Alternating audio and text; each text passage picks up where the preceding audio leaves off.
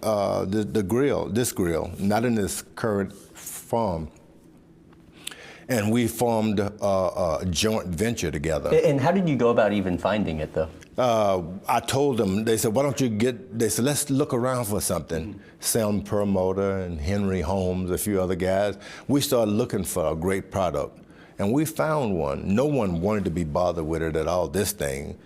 You know, no, they had names for it, jokes for it. But I took it and they said, try that. And I didn't want to use it, but my wife insisted. She said, it works, George. And the grease really rolled off and it's still tender. I ate it. I said, boy, let's do it. We formed a joint venture, which means I'd have the lion's share, but I'd have to make it prominent. I'd have to go out and promote it. And I did without money. Nobody put up any money for me to do it. And that's how the joint venture came about. It was a guy by the name of Henry Holmes who comes up with a joint venture idea. At what point did you know you were on to something?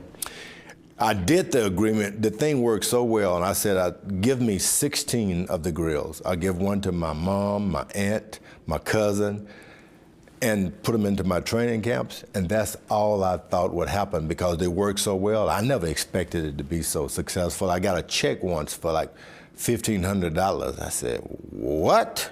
Couldn't believe it. Really? Then I got another check for $15,000.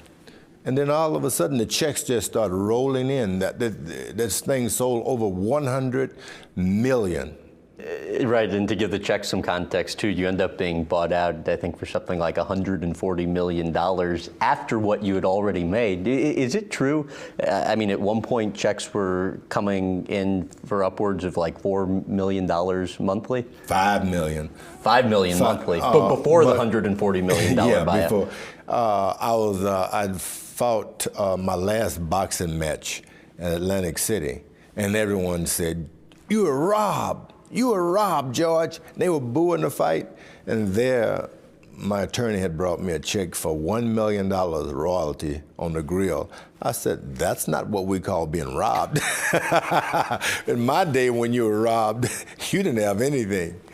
How did the money that you made from the grill, and it almost seems a stupid question to ask, but how did the money you made from the grill compare to what you made during your boxing career? People ask me to compare the money I made in the grill and the money I made in the boxing, and you really can't because they're tied into one. Without boxing, I never could have had anything, nothing. I think I'm real thankful for being an athlete and have a chance to compete in sports, because without that, I never would have done anything. How would you explain the importance of being a good salesperson?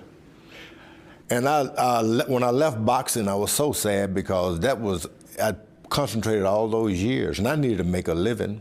But I'd go out on the street corners and I'd try to sell Jesus Christ. And most of the time, people were going somewhere and coming somewhere, and they didn't want to hear. And I said, I'm going to sell this product. And I learned to sing. I'd jump and dance on the street, and they would pay attention. I learned to sell.